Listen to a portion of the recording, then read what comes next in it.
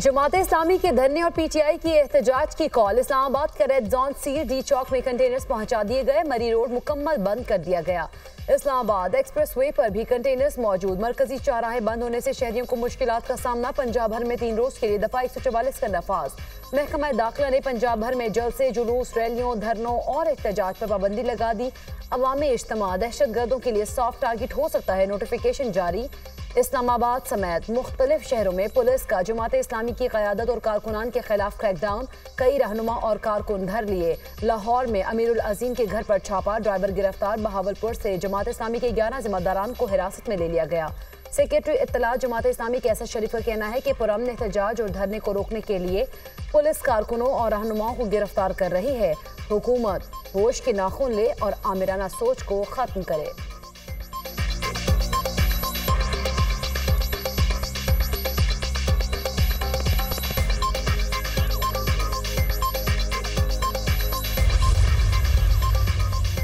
PTI की इस्लामाबाद में एहतजाज की इजाजत के लिए दायर दरख्वास्त पर समाअत। इस्लामाबाद हाई कोर्ट का जिला इंतजामिया को पीटीआई के साथ 2 घंटों में मुशावरत का हुक्म। 2 घंटे हैं, आपस में मुशावरत करके 12:30 बजे आगाह करें। मेरे ख्याल में आज इस्लामाबाद में कोई दूसरा एहतजाज भी है, जैसे सुमन रिफत इम्तियाज। इस्लामाबाद में दूसरे एहतजाज का मुझे कोई इल्म नहीं। जिला इंतजामिया ने इस्लामाबाद के अंदर एहतजाज करने के तमाम दरख्वास्तें मुस्तरद कर दी हैं। सरकारी वकील का जवाब, जो वजूहात आप बता रहे हैं ऐसे तो फिर कोई एहतजाज कर ही नहीं सकता, जैसे सुमन रिफत इम्तियाज के रिमार्क्स।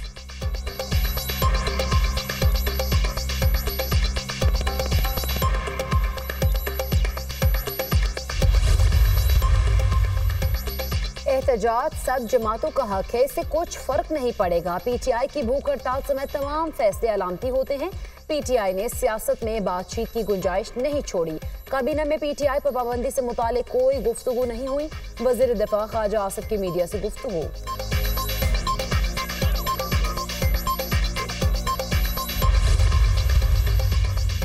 कराची के इलाके डिफेंस क़याबान निशात में बुगटी कबीले के 2 ग्रुप्स में तसादुम। 5 अफराद जाँ बहक, 2 जख्मी। मरने वालों में नवाब अकबर बुगटी का भतीजा फहद बुगटी और गनमैन नसीबुल्लाह बुगटी शामिल। अली हैदर बुगटी के 2 बेटे मीर मोहसिन बुगटी और मीर ईसा बुगटी भी अपने गनमैन समेत जाँ बहक। चंद साल कबल फहद बुगटी के भाई मुर्तजा बुगटी को भी कत्ल किया गया। फायरिंग के वाक़े की सीसीटीवी फुटेज सामने आ गई। फुटेज में 2 गाड़ियों को तेजी से आते देखा जा सकता है। गली में तीसरी गाड़ी के आते ही मुसल्लह अफराद ने अंधाधुंध फायरिंग कर दी। पुलिस ने दोनों ग्रुपों के 12 अफराद को हिरासत में ले लिया। वाक़या दरीना दुश्मनी के बायस पेश आया। पुलिस हुकाम, कोई भी कानून से बालातर नहीं, कानून के रच के क़याम के लिए हर मुमकिन इक़दाम किए जाएं। वज़ीर दाखिला सिंध सियाद हसन नज्जार की पुलिस को हदायत, वाक़े की रिपोर्ट तलब कर ली। किसी भी नाखुशगवार वाक़े से बचने के लिए अस्पताल के बाहर पुलिस और रेंजर्स की नफरी तैनात कर दी गई।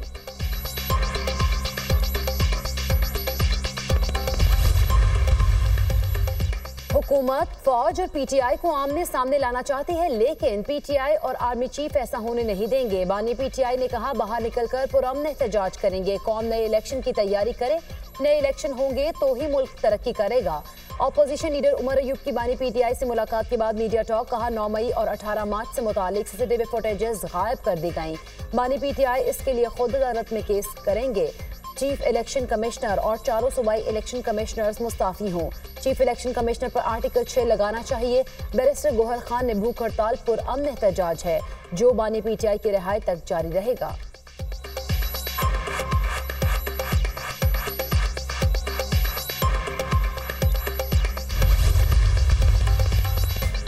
चीफ इलेक्शन कमिश्नर जाली हुकूमत से हिदायत ले रहे हैं। मुल्क की मौजूदा सूरत हाल का सबसे बड़ा जिम्मेदार चीफ इलेक्शन कमिश्नर है।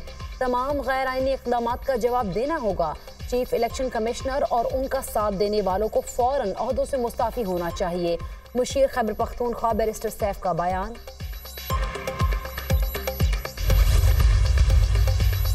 पीटीआई का मरकजी सेक्रेटेरिएट डीसेल करने के लिए दरख्वास्त पर फ़रीक़ैन को नोटिस जारी। इस्लामाबाद हाई कोर्ट ने जवाब तलब कर लिया। नोटिस मिला और ना कोई इत्तला मिली। फायर एंड सेफ्टी इंतजामात न होने का कहकर दफ्तर को सील कर दिया गया।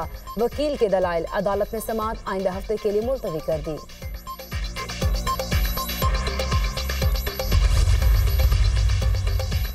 और लाहौर, रावलपिंडी और इस्लामाबाद के मुख्तलिफ इलाकों में बारिश, जल थल एक हो गया। लाहौर के इलाके लक्ष्मी चौक में सबसे ज्यादा 95 मिलीमीटर बारिश रिकॉर्ड। कराची के मुख्तलिफ इलाकों में बूंदाबांदी। केपी, कश्मीर और गिलगित बल्तिस्तान में बारिश मुतवक्के। इजराइल को फौरी तौर पर गजा जंग खत्म कर देनी चाहिए। दुनिया भर में इजराइल की शोहरत खराब हो रही है। इजराइल को अपने अवामी ताल्लुकात को बेहतर तरीके से मुनज़्ज़म करना होगा। साबिक अमरीकी सदर डोनाल्ड ट्रंप का इंटरव्यू। यरगमालियों की रिहाई का भी मुतालबा। ट्रंप के इजरायली वज़ीर आज़म नेतन्याहू से फ्लोरिडा में मुलाकात शेड्यूल है।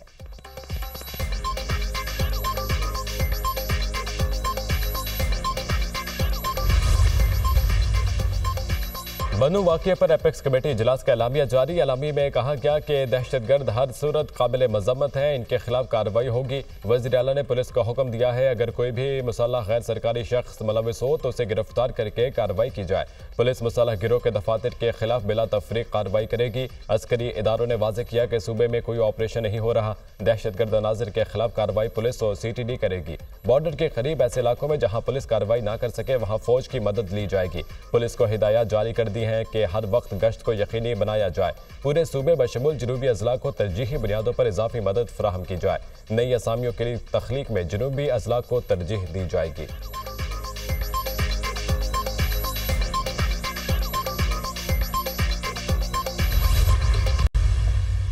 हुकूमत ने एक कारखाना पावर प्लांट लगाया, खुद लगाया और जाम शोरों में लगाया और कोयले का लगाया। उसकी जो वैल्यू है 1 रुपये है। उसी वक्त यहाँ पे एक इदारा लगा जिसकी 2 रुपये है। आपके सामने एविडेंस है। हमारी हुकूमत को इस वक्त फॉरेंसिक ऑडिट के लिए जो है वो एक दुनिया की बेहतरीन फर्म, उसका हम फेडरेशन ऑफ पाकिस्तान चैम्बर उसका पूरा खर्च देने को तैयार है और फॉरेंसिक ऑडिट कराने कि क्या ये वैल्यू ऑफ जो लगे हैं पावर प्लांट्स, क्या इसकी वैल्यू ठीक है, क्या उसमें जो इक्विटी वो बता रहे हैं कि हमारी इक्विटी है जिस पे रिटर्न है, जिस पे उससे प्रॉफिट लेना है 17, क्या उसमें इक्विटी लगी भी है कि नहीं।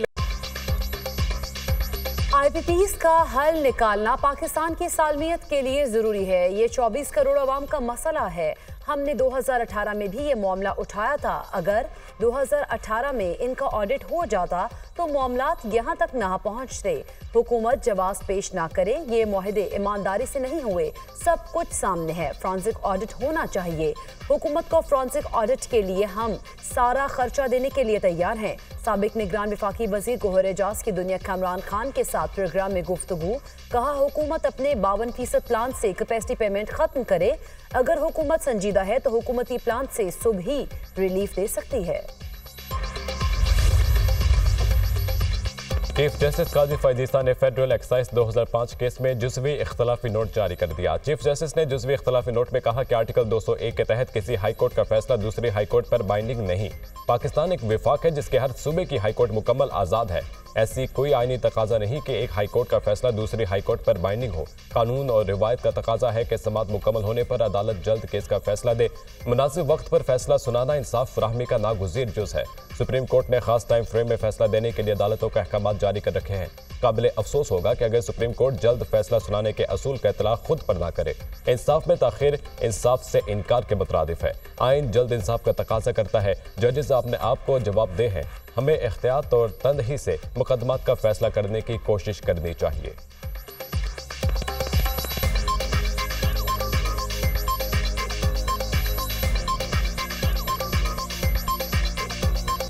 गजा में निहत्ते फ़लस्तीनियों पर इसराइली फ़ौज के वहशियाना ज़मीनी और फ़िज़ाई हमले। 24 घंटों के दौरान मज़ीद 55 फ़लस्तीनी शहीद और 110 ज़ख्मी। शेख रिजवान पर शेलिंग से ख़वातीन और बच्चों समेत 4 फ़लस्तीनी शहीद हो गए। जबालिया पनाह गुज़ीन कैंप पर इसराइली फोर्सेस की बमबारी में 5 फ़लस्तीनी शहीद और मुतअद्दिद ज़ख्मी। शुहदा की मजमूई तादाद 39,175 हो गई। 90,403 फ़लस्तीनी ज़ख्मी हैं।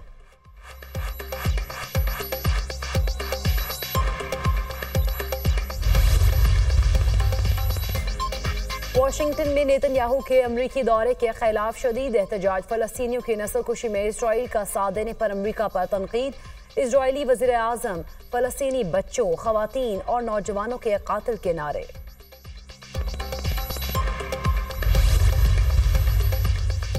समुद्री तूफान गेमी चीन से टकरा गया। हुकाम के सैलाब की वार्निंग जारी। लाखों अफराद को निखला का हुक्म। समुद्री तूफान गेमी चीन से टकराने वाला तीसरा ताकतवर तूफान है।